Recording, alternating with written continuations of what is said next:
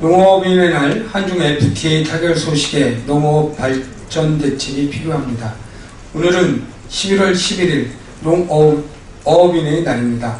농업의 일상을 지키고 농업의 중요성을 일깨우기 위한 날입니다.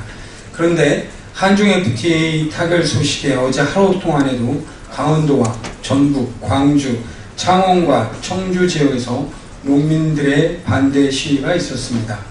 아직 협상 과정이 남아있고 가서명도 이루어지지 않은 상태여서 통상절차법에 따라 국회 보고도 하기 전임에도 불구하고 박근혜 정부는 협상 타격을 공표하고 홍보하고 있어 대단히 유감이라는 우윤근 원내대표의 말씀이 있었습니다.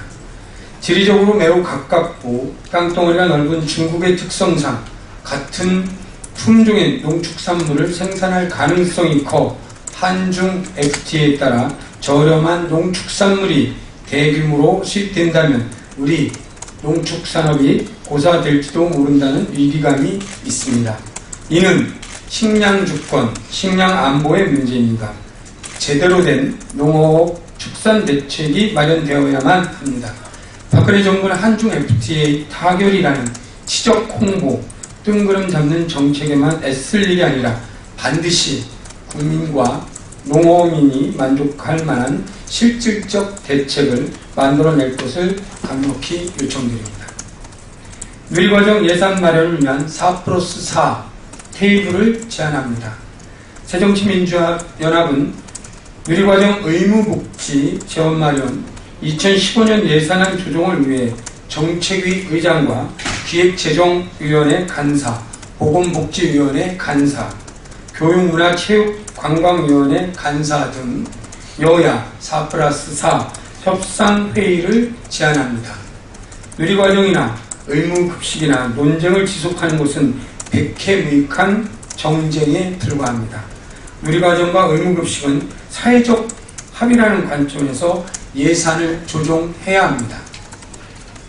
불효불급한 예산 삭감, 부자감사 철회를 통해 아이들 교육을 위한 재원을 마련할 것을 제안드립니다.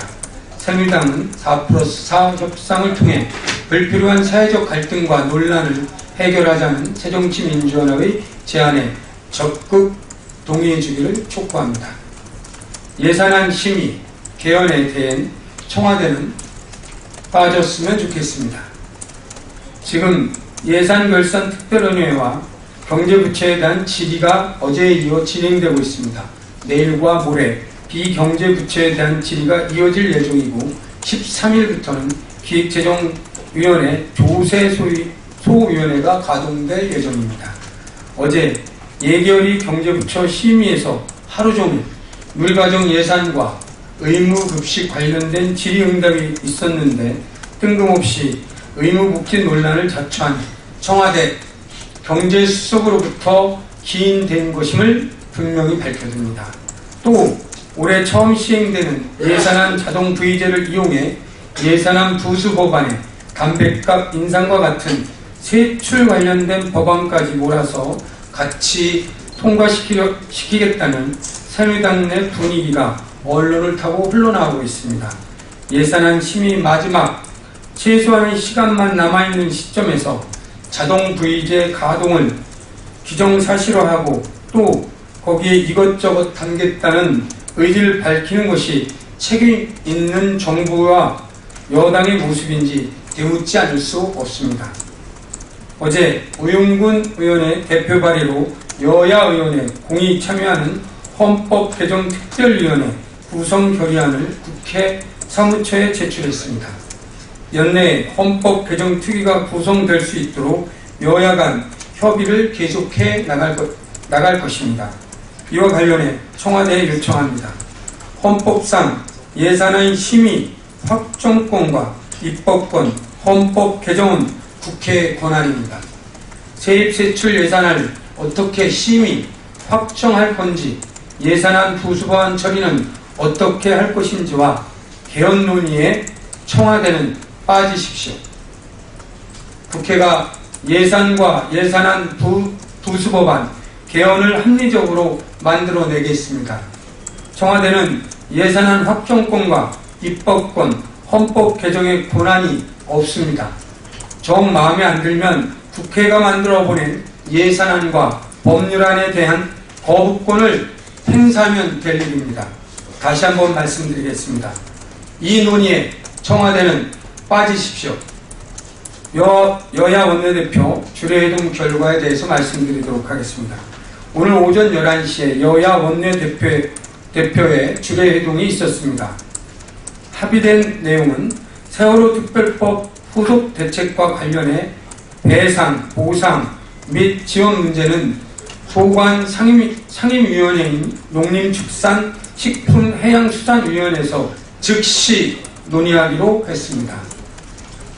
두 번째로 민생과 경제활성화 관련된 법안 중에서 여야 합의된 법률안은 우선 논의하여 조속히 처리하기로 했고, 공무원연금 개혁 방안은 여야가 계속 논의를 진행하기로 했습니다. 한 호주, 한 캐나다 FTA 관련해서는 여야정 협의체에서 논의 후 조속한 시일 내에 결정하기로 하였습니다. 마지막으로 사자방 국정조사와 관련해서는 여야가 더 논의하기로 하였습니다. 사자방 비리에 대한 국정조사를 다시 한번 촉구합니다. 당군 이래 최대 국부 유출 사건인 해외 자원외교 권력형 비리 의혹 실체가 속속 드러나고 있습니다.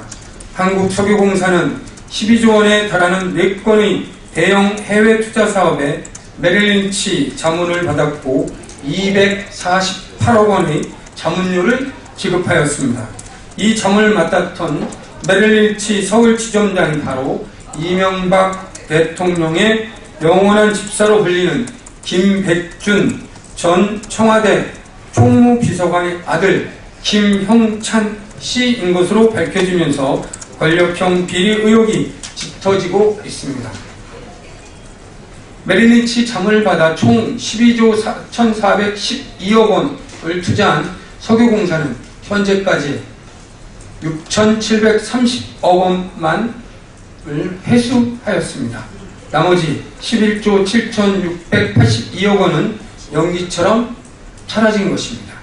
6천여억 원의 회수액마저도 재투자 명목으로 다시 지출돼 실제 회수 금액은 거의 없는 것이나 다름없습니다.